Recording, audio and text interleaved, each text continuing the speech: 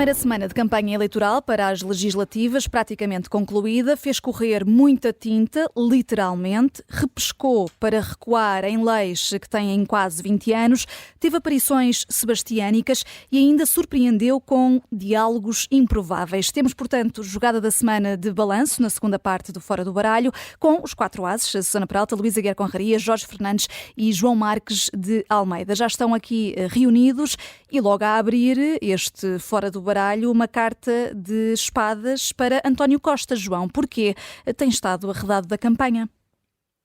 Não é só por causa disso, não é por estar arredado da campanha, ele se calhar não quer fazer campanha. Mas, não, tem a ver, mais uma vez, o duplo padrão de pessoas de esquerda que têm um discurso, têm uma prática diferente e, sobretudo, criticam aqueles que têm a prática que eles também têm, quando estão a fazer discursos políticos. Quando António Costa vai fazer uma pós-graduação numa universidade privada, não há mal nenhum, eu não tenho nada contra a Católica, aliás, gosto da Católica, de aulas na Católica, mas é uma universidade privada, não é uma universidade pública, portanto, eu acho lindamente que uma pessoa vá para universidades privadas não deve estar sempre a atacar o setor privado na educação. Mas, mais do que isso, e isto parece mais sério, quer-se candidatar a ser árbitro internacional.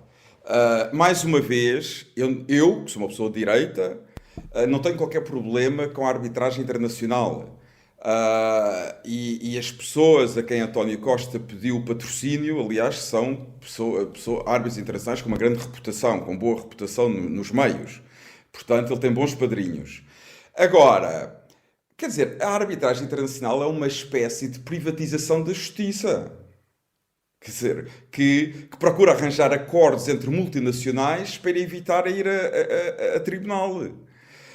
Portanto, quer dizer, mais uma vez, vindo de uma pessoa de esquerda que à mínima insinuação, como se tem visto, aliás, na campanha, não por António Costa, mas pelo PS, à mínima insinuação de que o setor privado vai fazer alguma coisa, criticam logo que a direita quer privatizar tudo e mais alguma coisa. Acho uma coisa extraordinária, um antigo ainda primeiro-ministro socialista, líder do PS, antigo líder do PS, ainda primeiro-ministro socialista, no fundo, estar a contribuir de uma maneira indireta para uma espécie de privatização da justiça. Eu acho que não faria qualquer problema se ele não tivesse sempre a atacar a direita por querer privatizar tudo e mais alguma coisa, o que se chama serviços públicos. Eu, por exemplo, não tenho problema nenhum com a arbitragem internacional, mas acho que devia haver mais coerência. E acho que António Costa tem toda a legitimidade para ser árbitro internacional, mas então mudem o discurso. E não estejam sempre a atacar a direita. Quando é a altura de campanhas, ataca-se a direita por querer privatizar tudo. Mas depois, na prática, vemos que as pessoas de esquerda têm os mesmos comportamentos em relação ao setor privado, na educação, na saúde, neste caso na justiça, que têm as pessoas de direita. Portanto, para que esse discurso? É só esta... É por esta razão, por este duplo padrão... Que eu dou paus aos espadas, dá um naipe negro a António Costa. Susana Peralta, vem aí um trunfo?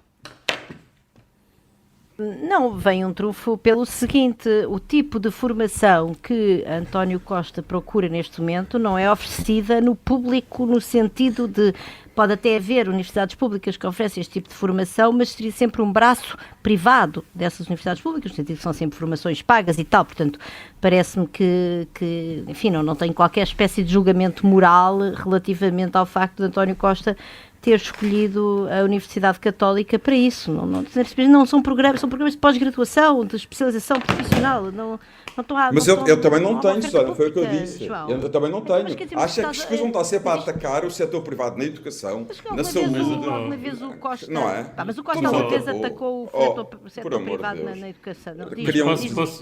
Eu posso, se calhar, fazer aí uma distinção, porque eu percebo o que o João está a dizer, e eu concordaria se estivéssemos a falar de liceus e, portanto, escolas básicas e secundárias. Na verdade, a nível de universidade, acho que o governo de António Costa nunca atacou a Universidade Católica ou universidades privadas e até, pelo contrário, enfrentou alguns lobbies para promover, por exemplo, o curso de Medicina na Universidade Católica, que foi combatido pelos lobbies do costume que querem sempre impedir que haja mais médicos. Portanto, eu acho que em relação à Universidade Católica, acho que esta crítica pode ser aqui um bocadinho injusta. Jorge, rapidamente. Ou seja, aqui não há uma diferença entre o discurso e a prática, penso eu, mas pronto, também não quero esticar muito isso. Posso só dizer mais um?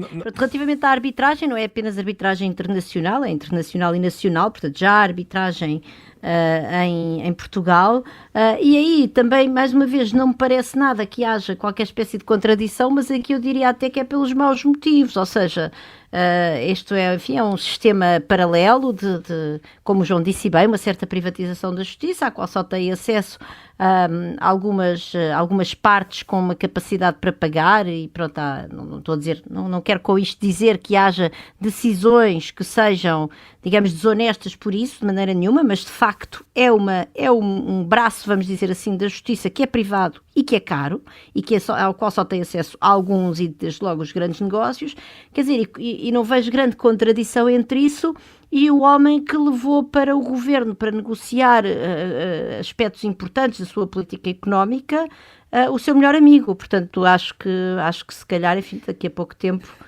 Sim, mas isso também já criticámos. Estás a reforçar a minha crítica. Não, eu mas estou só a dizer que também mais uma vez não vejo nenhuma incongruência. Quer dizer, eu acho que António Costa... Ficou claro, Susana, temos de detalhar. Jorge Fernandes, senão não temos tempo para os próximos naipes. Jorge, diz só então aqui, querias acrescentar? Sim, eu só quero acrescentar, enfim, usando aquela velha expressão do Otávio Machado, de vocês sabem daquilo que eu estou a falar. Bem, quem esteja atento a estes fenómenos sabe que durante o governo de António Costa o Centro de Arbitragem Administrativa foi altamente alimentado, do seu ponto de vista, apostou fortemente na questão comercial, na questão fiscal, portanto, no fundo, durante o seu governo criou, como se costuma dizer, procura para este tipo de serviços. E agora vai ser patrocinado por José Miguel Júdice e António Lobo Xavier. Se fosse um primeiro-ministro de direita, e eu não digo mais nada. Vocês sabem aquilo que eu estou a dizer. Passamos agora para o próximo naipe, para a próxima carta. Esta é uma campanha eleitoral que tem perdido pouco tempo em falar de ciência, Susana, e com medidas que são também repetidas de outros programas eleitorais. A carta que lanças para cima da mesa é sobre isto: a ciência não dá votos? A ciência parece que não dá votos, no entanto, houve uma iniciativa esta semana que foi lançada por um conjunto de pessoas da ciência e das empresas, que é o Compromisso de Regime para a Ciência e Inovação 2024-2034, em que se faz um apelo, lá está, um compromisso de regime, não é? No fundo, percebendo que a despesa em ciência é de facto uma despesa que gera crescimento e, portanto, é boa para o país. E houve esta semana o lançamento dessa iniciativa. Houve um debate promovido na reitoria da minha universidade com 6 partidos que aderiram ao debate. E pronto, e também queria já agora aqui acrescentar, além do conflito de interesses desse debate ter sido na minha universidade, na reitoria da Universidade Nova de Lisboa, que tanto eu como o Luís somos signatários desta iniciativa, que é uma tentativa de um bocadinho, olha, estamos a uma semana das eleições, já não vamos assim muito a tempo provavelmente para condicionar o debate eleitoral, mas vai haver um debate pós-eleitoral que se adivinha porventura rico, por causa das geografias, das geometrias, peço desculpa, que vão sair das eleições, e era muito bom que este tema estivesse em cima da mesa, porque é de facto um tema crítico para o futuro de Portugal. E fica aqui expresso isso mesmo. Jorge, vem agora daí outra carta de espadas a propósito do regresso de Passos Coelho, na edição extra do Fora do Baralho que tivemos na segunda-feira, dia em que o ex-primeiro-ministro, apareceu num comício da AD. Frisavas como os elogios a Montenegro tinham sido mornos e Passos foi notícia a semana quase toda por causa disto. Vamos ouvir aqui só. Há imigração, mas cuidado, precisamos também de ter um país seguro. E, na verdade, hoje as pessoas sentem uma insegurança que é resultado da falta de investimento e de prioridade que se deu a essas matérias. Os dados oficiais acabam por desmontar um pouco esta ligação que foi feita por Pedro Passos Coelho. Veio ajudar ou complicar a campanha da AD, Jorge? Sim, eu acho que é um segredo polichinelo, mais ou menos, dentro da bolha política ou mediática, que Passos Coelho e Montenegro estão com as relações frias há bastante tempo, muito antes até de estarem anunciadas as eleições. Bem, eu tenho uma teoria sobre o discurso de Montenegro e eu acho que Passos Coelho não quer que Montenegro ganhe as eleições. E vou explicar porque é que eu acho isto. Bem, em primeiro lugar, no dia em que Montenegro ganhasse as eleições, mataria definitivamente o fantasma de Pedro Passos Coelho dentro do PSD e a ideia, no fundo, que ele e apenas ele estaria em condições de ganhar eleições e formar um governo de centro-direita. Esta ideia sobre Passos Coelho como o único líder dentro da direita que poderia formar um governo foi alimentada ad nauseam em jornais, em artigos, em polémicas, enfim. Portanto, o Passos Coelho nunca se reconciliou verdadeiramente com 2015 e a suposta injustiça que lhe foi feita depois de ganhar as eleições.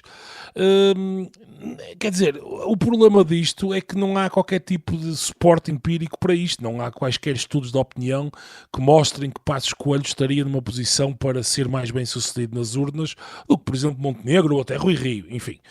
Em segundo lugar, se Montenegro ganhar as eleições, as ambições políticas de Passos Coelho acabam. Terminam, quer dizer, mesmo que ele eventualmente sonhasse com uma candidatura presidencial, teria de ir ao beijamão de Montenegro, que aí já não seria, digamos, um underdog, mas seria, enfim, um primeiro-ministro em exercício, não é? Portanto, Passos Coelho deixaria de ser o chefe para passar a necessitar claramente do apoio de Montenegro. E, portanto, reparem, Passos Coelho disse isto sobre os imigrantes e a segurança, que é uma verdadeira, quer dizer, é completamente mentira, é mentira, não há outra maneira de dizer, e é um verdadeiro dog whistle para uma base de apoio de direita securitária, que até está ali vagamente perto do Chega, mas ele diz outra coisa, ele está a discursar e diz, é completamente natural que Montenegro ganhe as eleições. Bem, ele faz aquela consideração de, bem, estas eleições são, como diriam os americanos, estão feitas para o Montenegro perder. É tão natural que ele ganhe que ele tem a obrigação de as ganhar, como se isto fosse fácil. E, no fundo, toda a intervenção dele tem por detrás a ideia de que, bem, se ele não ganhar, o que é natural, lá estaremos no dia 10 de março e no pós-10 de março para pedir contas caso disso não aconteça. Eu acho que, claro, quer dizer, Passos Coelho estaria muitíssimo mais confortável, até por coisas que ele já disse ao longo destes últimos anos, a fazer uma maioria parlamentar com o Chega, e, portanto, enfim, eu penso que se Passos Coelho, eu fiquei extremamente, eu acho que Passos Coelho teve um papel importante a determinada altura em Portugal, e acho que deitou fora muita da credibilidade conquistada em apenas 15 ou 20 minutos, porque se ele, deixa-me terminar, Vanessa, se ele pensa que tem contas a ajustar com a história, com o Partido Socialista, ou enfim, ou com os portugueses, tivesse concorrido ao líder do PSD no momento certo, e agora estaria a disputar nas urnas. Agora, este tipo de intervenção, e agora deveria ter recusado simplesmente ter aparecido. Se era para fazer este tipo de coisas, quer dizer, se tem uma agenda pessoal que é dele e legítima, mas quer dizer, ou vai apoiar o partido, ou então, se tem uma agenda pessoal que é contrária, obviamente, à do partido, enfim, poderá ter essa agenda e faz, enfim, noutros caminhos. Trunfo de 30 segundos, João Marcos de Almeida. 30 segundos para responder a esta criatividade do Jorge, quer dizer, é um não é criatividade, não é, João? O Jorge começou numa criatividade extraordinária, quer dizer, primeiro, eu conheço o Passos Coelho relativamente bem. Se ele quisesse fazer o que o Jorge está a fazer, não tinha aceito e fazer o discurso, não tinha aparecido. Passos Coelho não é esse tipo de pessoa que aparece para... Mal. Então, ainda me tiram agora aos 30 segundos... Quer dizer, não, eu sei que Passos Coelho não iria a um discurso para prejudicar Montenegro, é o primeiro ponto. Segundo ponto, quer dizer, toda a gente parte do pressuposto que Passos Coelho está com intenções de voltar à vida política ativa. Eu nunca ouvi dizer que ele está com essas intenções ou que quer voltar à vida política ativa. Criaram isso, ele nunca disse. Quer dizer, eu já falei várias vezes com ele, ele nunca me disse que queria voltar à vida ativa. E se ele quisesse ser líder do PSD, tinha-se candidatado à liderança do PSD a seguir à admissão do Rui Rio. E ele não candidatou. Quer dizer, o que é que as pessoas querem mais? Quer dizer, querem obrigá-lo a voltar à vida política e ele se calhar não quer voltar à vida política. Eu já conversei várias vezes com ele nunca me disse que queria voltar à vida política. Nunca Pelo ninguém contrário. Quer, João. Nunca ninguém quer. Nunca ninguém tem a ambição política. Mas tu estás a fazer uma intenção, quer dizer, estás a pôr intenções em Passos Coelho que ele se calhar não tem. Fica a defesa de Passos Coelho. Isso é só mais um ponto. Em relação... Só de 15 segundos. Não, agora deixa-me acabar, Jorge. E em relação a ele ter dito que a AD tem que ganhar as eleições, da maneira como disse, é o que Montenegro tem dito, que vai ganhar as eleições. Portanto, tem sido o discurso da AD. Bom, deixa-me só, preciso só de 15 segundos, Vanessa. Bora. João, independentemente daquilo que Passos Coelho quer ou não fazer na vida dele, da política, etc., uma pessoa que teve as responsabilidades que ele teve, que faz um comentário daqueles sobre os imigrantes e a segurança, manifestamente não tem condições para exercer qualquer cargo político ao nível que ele pretenderia, eventualmente. Isto é uma boa ponte para a segunda parte, este caso de Passos Coelho, até porque houve outros nesta primeira semana de campanha, mas antes disso, Luís Aguiar Conraria, umas copas para o antigo Ministro da Economia, Álvaro Santos Pereira, nomeado economista-chefe da OCDE, ele que foi Ministro precisamente de Passos Coelho. Mas olha, desculpa, Vanessa, aqui para dar algum apoio ao João Marcos de Almeida, eu devo dizer que Passos Coelho é autor de vários discursos completamente infelizes contra si mesmo, não é? Basta pensar nos jovens não serem queixinhas e de saírem da zona de conforto e por aí fora. Portanto, o facto de ele ter um discurso infeliz que prejudica Montenegro não quer de forma alguma dizer que é intencional, porque ele já fez várias vezes contra si mesmo. Mas pronto, em relação aqui ao meu naipe, queria dar copas a Álvaro Santos Pereira, porque o Álvaro Santos Pereira é aquele ministro, que as pessoas já não se lembram, que ele desapareceu do radar, foi aquele ministro da Economia deste primeiro governo de Passos, aliás, do único governo de Passos relevante, que foi o que surgiu na altura da Troika, e que quando saiu do governo não lhe arranjaram taxas, não voltou para a universidade, candidatou-se a um emprego na OCDE, candidatou-se mesmo e ficou como diretor dos estudos Country Studies, não sei como é que traduzir isto, estudos de vários países, e agora, ao fim destes anos, ao fim de quase 10 anos na OCDE, foi promovido a economista-chefe, o que é um cargo já de elevado mérito, quer dizer que lhe reconhecem muita competência, e isto é algo que deve orgulhar os portugueses, e então, sendo Álvaro Santos Pereira da mesma universidade que eu, Universidade de Coimbra, era um ou 2 anos mais velho do que eu, é um orgulho imenso vê-lo nesta posição. E fica esse elogio e também neste final da primeira parte uma outra carta de ouros em nome dos 4 ases e aqui da Joker também para os milhares de russos corajosos que hoje foram ao funeral de Alexei Navalny, principal opositor de Vladimir Putin, correndo o risco de serem presos. Fazemos agora uma curta pausa. Até já.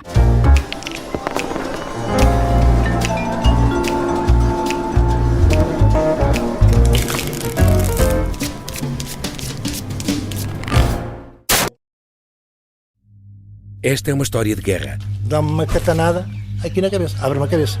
António Lobato foi o português que mais tempo esteve em cativeiro na Guerra de África. Dizia-me assim, dá a faca.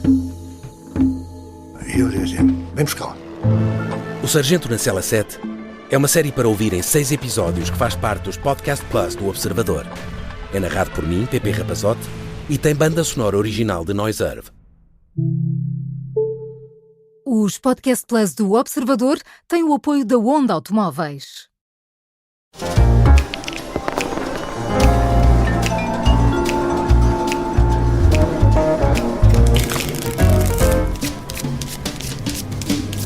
Jogada da semana no Fora do Baralho, 2 momentos de campanha a abrir. Devemos ter a capacidade de tomar iniciativas no sentido de limitar o acesso ao aborto e, logo que seja possível, procurar convocar um novo referendo no sentido de inverter esta lei. Pontaria não faltou ao jovem que me abordou. Era mais fácil termos conversado. Luís Montenegro acabou salvo pela tinta do pequeno momento polémico do aborto, para recorrer à expressão do próprio líder da AD, João Marcos de Almeida. Salvo? Não, quer dizer, vamos lá ver, vamos começar pelo que disse o Paulo Núncio, porque há aqui várias coisas que é importante dizer. Primeiro, ele, quer dizer, não faz sentido ter esta discussão na campanha eleitoral. Não faz parte do programa da AD, ele está em campanha eleitoral, deve discutir o programa, portanto não faz sentido nenhum. Agora, dito isto, quer dizer, ele disse uma coisa em que acredita, e que eu saiba, não é crime nenhum uma pessoa poder levantar a questão do aborto. Ele não devia ter levantado nesta altura, obviamente. Mas quer dizer, há pessoa, e sobretudo, não se pode tratar uma pessoa que é contra o aborto como se fosse um troglodita de extrema-direita. Quer dizer, há pessoas que são democratas, que são moderadas e são contra o aborto. É uma convicção profunda, por alguma razão. Na altura dos 2 referendos... Luís, deixa-me agora acabar, se faz favor. Na altura dos 2 referendos, as pessoas disseram que isto era uma questão de consciência individual e não completamente política. Portanto, quer dizer, uma pessoa pode ser contra o aborto e não há um radical de direita. Além disso, quer dizer, ele também disse que teria que ser através de um referendo. Agora, o que eu acho que... Vamos lá ver uma coisa. Vamos recusar sempre um referendo em relação ao aborto para sempre? Porque, quer dizer, eu lembro as pessoas que eram a favor do sim, quando perderam no primeiro referendo, começaram logo a falar num segundo referendo pouco tempo depois. Agora que ganharam o segundo referendo, já não há mais referendos. Quer dizer, ele não foi... Ele defendeu através de um referendo, ou seja, seriam os portugueses a decidir. Não é o governo, não é ele, seriam os portugueses. Agora, o que eu não entendo é porque é que se defende novos referendos quando há um resultado e depois quando há outro resultado já não se podem fazer mais referendos. Isso também não entendo. Jorge Fernandes, foi mais do que um pequeno momento polémico, como diz Luís Montenegro, é que estamos a falar de um vice-presidente do CDS, Paulo Núncio, que é candidato por Lisboa a estas legislativas e que em plena campanha eleitoral vem assinar com esse novo referendo. Bem, eu antes de mais quero dizer que Montenegro tem feito uma campanha absolutamente impecável, isto é, tem conseguido manter ou pelo menos transmitir uma serenidade e tentar apagar quase todos aquilo que podemos chamar o fogo amigo, recordando a saudosa guerra do Iraque, ironia, para quem às vezes podemos ter algum ouvinte mais sensível, mas de facto Montenegro tem, infelizmente, e o PSD tem havido vários tiros no pé ao longo desta semana. Enfim, Paulo Núncio, na minha opinião, fez umas declarações absolutamente ridículas e pouco profissionais, e isto não tem nada a ver com o conteúdo das declarações. Eu concordo com o João que ele não só pode ter a posição de ser contra o aborto, é perfeitamente legítimo e democrático, e temos, nem é apenas que aceitar, quer dizer, é democracia e a liberdade das posições. Agora, ele tem que saber, e aqui é que vai a falta de profissionalismo. Um político experimentado e profissional não pode cometer um erro destes. Não há estados de alma, em campanhas eleitorais, não há posições pessoais e que não vinculam o partido ou a coligação. Isto não existe. Eu com isso concordo. Estamos a uma semana e meia das eleições, especialmente para Paulo Núncio, que é o representante de um zombi político.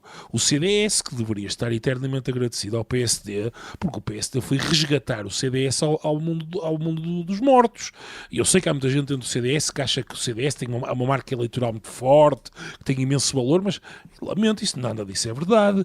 Portanto, acho que um bocadinho de gratidão por parte de Paulo Núncio, que inclusive juntamente com o Nuno Melo é uma das pessoas, um dos dois que garantidamente vão ser eleitos, um bocadinho de gratidão para com a AD e facilitar a vida à AD e ao seu líder, talvez fosse boa ideia. Portanto, não se pode ter estados de alma numa campanha eleitoral, e foi um momento, quer dizer, não é infeliz, é pouco profissional. Ser político e fazer uma campanha eleitoral implica profissionalismo, saber estar, quer dizer, se isto fosse uma empresa, isto era um daqueles erros que daria direito a despedimento. Luís, querias ter trunfado há pouco o João Marcos de Almeida. Estás mais alinhado aqui com o Jorge? Não, até parece que o João também está alinhado com o Jorge. A minha questão aqui não tem a ver... Já, eu acho que o João tem razão, quer dizer, é uma questão de tempo. Os assuntos nunca morrem. Vai-se voltar a discutir o aborto. Mas não há estados de alma em campanhas. E é possível que daqui a uns anos haja referendos, e tudo isso é normal, e os assuntos nunca ficam de vez encerrados. Portanto, eu nisso estou de acordo com o João. A minha questão com a declaração do Paulo Núncio, e agora vou fugir às questões de forma e de dar jeito ou não jeito, ou não dar jeito, é mesmo a questão substantiva, que é ele assumir que em 2015 o que a AD fez foi ou na altura PAF, o objetivo deles foi limitar o acesso ao aborto. Ora, isso diz que, a ser verdade o que ele está a dizer agora, isso quer dizer que a PAF, os deputados do PSD e do CDS no Parlamento andaram a mentir.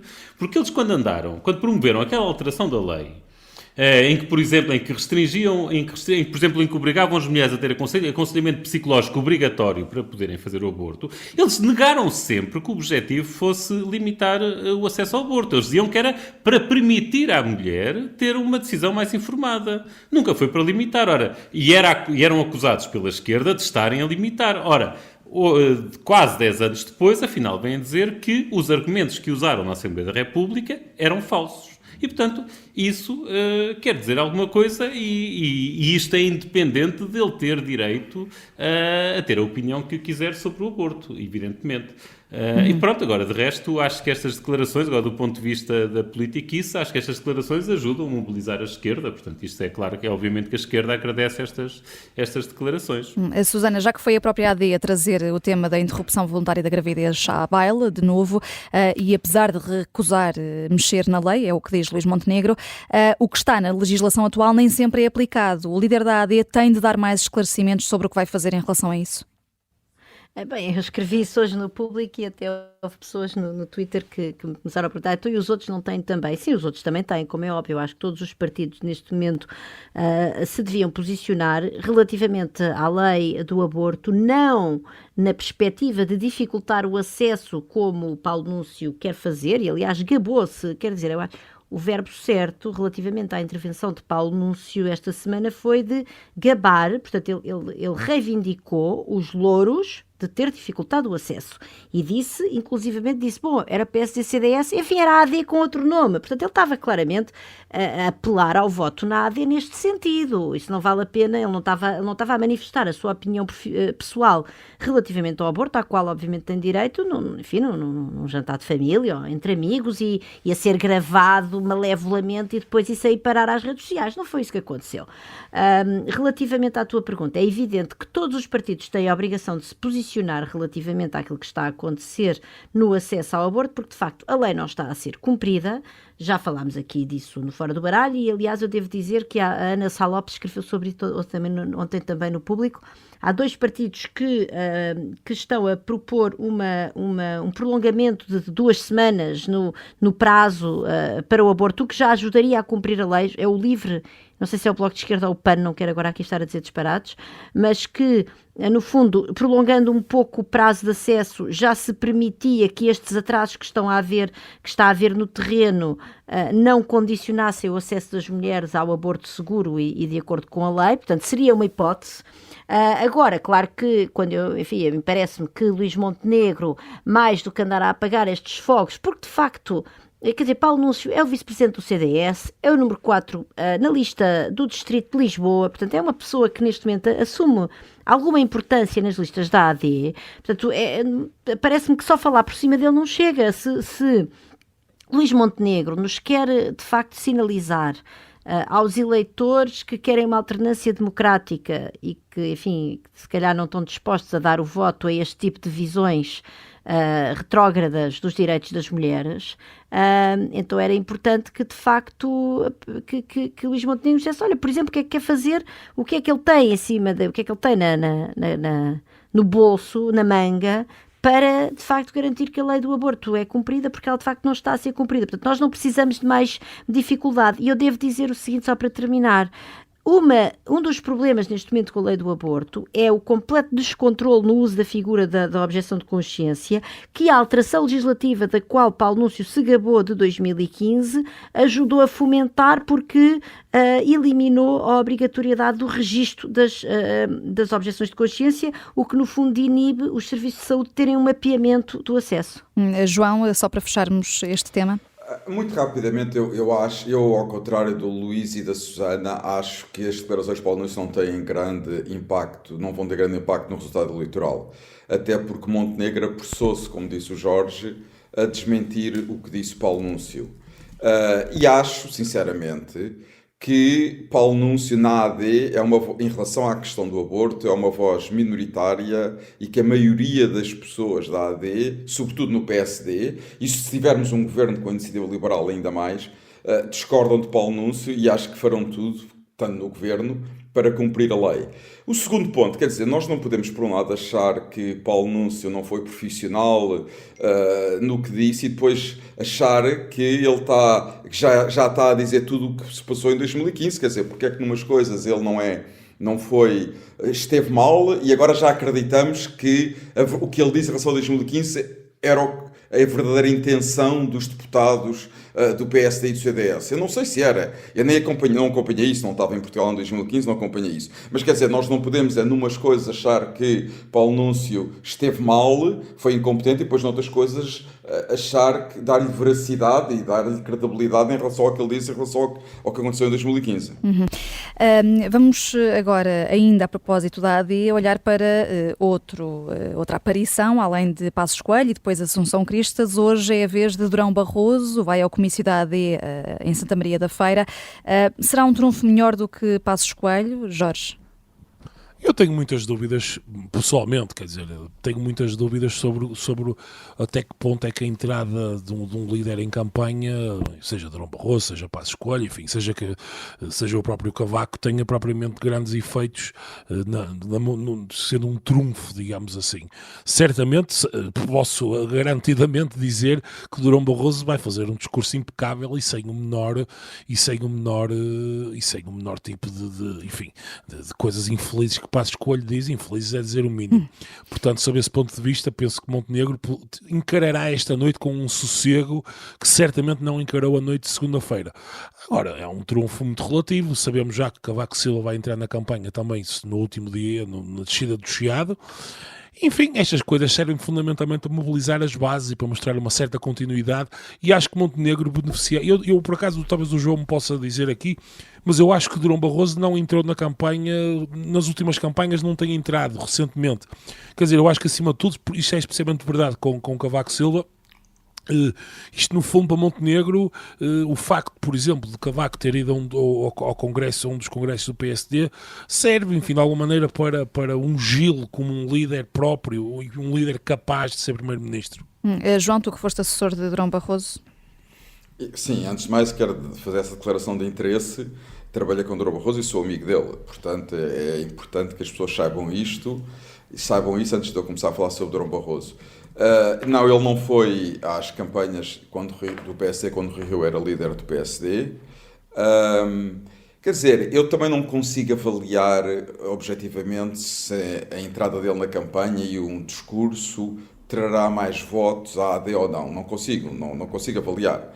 Agora, eu tenho a certeza que ele vai fazer um bom discurso, vai fazer um grande discurso, é muito profissional, quer ajudar Montenegro a ganhar as eleições, não tenho qualquer dúvida sobre isso, é muito profissional e tem muita experiência política, a experiência política de Durão Barroso, aliás, ele tem uma experiência política que mais nenhum político português tem. E até nisso, o Luís Montenegro e um futuro governo, se houver um governo da AD, pode beneficiar. Ele tem muita experiência política, é uma pessoa com muitos bons contactos na Europa e fora da Europa. E se houver um governo da AD e o Luís Montenegro for primeiro-ministro, seguramente que o pode ajudar na Europa. E não é que, quase a acabar a primeira semana de campanha, o LIVRE também protagoniza uma polémica? Há caminho a fazer. Não é em tudo, não temos a mesma visão sobre o SNS, aí lamento. A direita propõe coisas para o SNS que não é o que a maior parte das pessoas quer, porque tem medo de perder o que nos tem servido, mas há questões democráticas nas quais podemos dialogar. E com a direita democrática, é o que diz Rui Tavares, isto é ou não é o que o líder do LIVRE tem dito já mais do que uma vez, Susana? Mariana Mortágua acusou-o de estar a confundir o eleitorado. Quer dizer, eu acho que sim, eu acho que não, acho que Rui Tavares não mudou de opinião, pelo menos ele próprio, aliás, disse que não tinha mudado de opinião. Eu acho que há uma visão à esquerda um pouco manicaísta que, no fundo, que não quer o diálogo democrático, e isso é mau, não é? Porque, de facto, nós, como o João, aliás, há bocado disse, e bem, nem todos pensamos da mesma forma. E nós já aqui nos fartámos de discutir no Fora do Baralho, não é? Que se nós queremos, bom, nem todos aqui querem, mas há aqui pessoas que acham que devia haver um cuidado generalizado dos partidos para não deixar o Chega entrar em entendimentos de governo ou até entendimentos de incidência parlamentar, porque isso no fundo leva o Chega a ter uma influência nas políticas públicas em Portugal que nós se calhar não queremos que ele tenha, e portanto eu acho perfeitamente razoável. Ouvintes, eu sou o único que discorda disto. A Susana estava aqui a falar de mim, não me disse explicitamente. Mas desculpa, mas era ti, claro, mas não foi por mal, podia ter dito, não foi estratégico, não estava aqui a tentar achar. Não, mas não há mal nenhum dizer. Sim. Não, eu sei, claro que não há mal nenhum, mas repara, Joker, o Rui Tavares, até nestas declarações, ele até diz, olha, há coisas em que concordamos, há outras que não, e por exemplo no SNS não concordamos, mas há outras em que concordamos e há um caminho a fazer. Quer dizer, eu acho que isto é de uma tranquilidade, este tipo de declarações, que me custa um pouco depois ver pessoas à esquerda, no fundo, a tentar, é sempre aquilo que dizem, não é? Que o Rui o Rui Tavares é a esquerda de que a direita gosta. Quer dizer, eu, por exemplo, sou uma pessoa de esquerda e aprecio a ver que haja pessoas à esquerda que tenham este discurso não manicaísta e consigam separar a direita que ultrapassa linhas vermelhas, como por exemplo o Chega, da direita que não ultrapassa, como certamente é o caso de Luís Montenegro. E Rui Tavares esclareceu depois que não quer fazer qualquer tipo de coligações ou apoios à direita. O que está disponível é para acordos em matérias muito particulares, muito específicas, em sede parlamentar. Mas depois deste episódio, que tem marcado a campanha também, antevês, Jorge Fernandes, uma transferência de votos do LIVRE para outros partidos à esquerda? Eu sinceramente espero que não, porque se isso acontecesse, significaria que a estratégia absolutamente miserável de desinformação que muitas pessoas ligadas ao Bloco de Esquerda fizeram nas últimas 48 horas nas redes sociais, significaria que tinha funcionado, porque o que o Rui Tavares disse foi absolutamente claro e cristalino, e foi exatamente aquilo que tu disseste, Vanessa, foi a ideia de que se houver políticas e determinados, enfim, pontos de certos issues de policy em que haja um acordo e que haja uma possibilidade de fazer algo que se considera importante e positivo para o eleitorado livre e para os portugueses, enfim, aquilo que é o entendimento do partido, não hesitará em fazer um acordo à esquerda, com Luís Montenegro, e portanto eu acho que a campanha de verdadeira desinformação, de perseguição que existe nas redes sociais, existem muito maus fígados entre muita gente do Bloco de Esquerda e o LIVRE, e esta campanha de desinformação fica muito mal e, enfim, mostra o sectarismo da esquerda. Enfim, há uma certa esquerda portuguesa que vive na Idade da Pedra, claro, de esquerda neomarxista. Por exemplo, se olhassem para a Alemanha, veriam os verdes, que são o equivalente ao LIVRE, que são a esquerda moderna, que são a esquerda europeia, a esquerda ecologista, e estão numa coligação neste momento com o SPD e com o FDP, que é um partido, enfim, liberal, digamos assim, o equivalente à nossa iniciativa liberal. E, portanto, enfim, alimentar este tipo de casos não faz bem a ninguém, ainda por cima distorcendo uma coisa que não foi dita.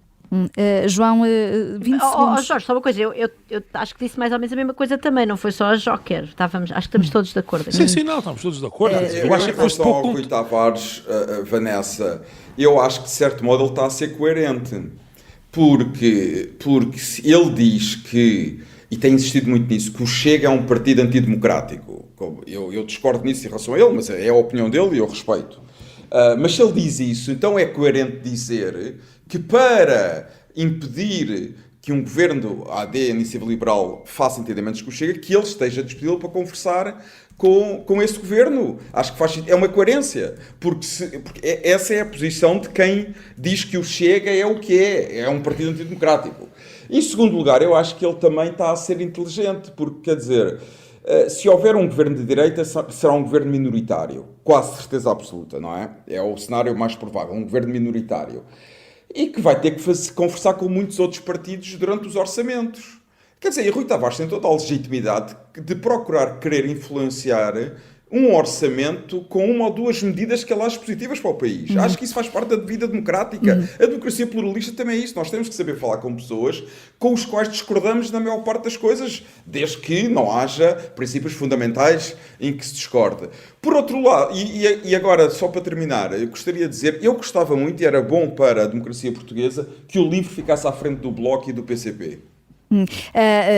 E és apoiado pela Susana Peralta, que está aqui a dizer-me no nosso... Eu concordo absolutamente. Olha, terminamos aqui com fair play, depois da discussão deste Fora do Baralho e com os 4 ases em sintonia. Para a semana há mais campanha e a democracia no seu esplendor. Há eleições, dia 10 de março. Bom fim de semana a todos.